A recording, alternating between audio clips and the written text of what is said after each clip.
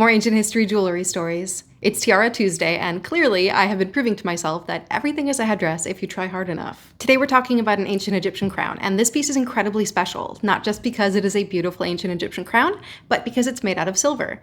I sometimes get the question of whether I'm avoiding ancient silver jewelry because of personal preferences, but the unfortunate truth is we really don't have as many examples of ancient silver as we do of ancient gold. One of the reasons why humanity has always gone absolutely bananas over gold is because it seems to be incorruptible. You can put it under the ground, dig it up 2,000 years later, and it's going to look exactly the same as when you put it in. Same goes for being underwater. Silver, unfortunately, is not as durable, and it's prone to oxidation and will eventually corrode.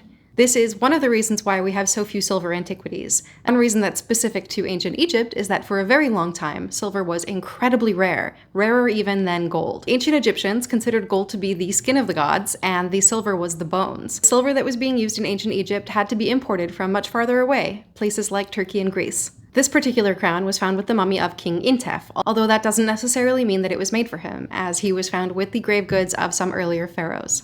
This was made around 1600 BCE. We've definitely looked at this style of crown before. It's intended to look like a band of ribbon or fabric that's tied around the head, hence the bow detail. This style of crown is what's known as a seshed. Now, that might not be a completely proper pronunciation. This is the best pronunciation I found. It's definitely an anglicized form of the original word. But seshed means hair ribbon, or, even more interestingly, refers to the strips of linen that were used to wrap mummies. This seshed is simple, but it's extra special because it is made mostly of silver, with beautiful blue faience details in the shape of a lotus blossom, and I can't find any pictures of the front of this piece, but it does bear what is known as a uraeus in the front, a cobra waiting to strike, which is made out of 16 to 18 karat gold. You may recall an earlier video I did on a similar style crown that had two beautiful stylized bows on either side. I had been curious whether that crown was made for a man or a woman, and it turns out that the seshed style crown would have been worn by both. Because this was found with Pharaoh Hetepheres, we can be pretty sure that this was made for a man,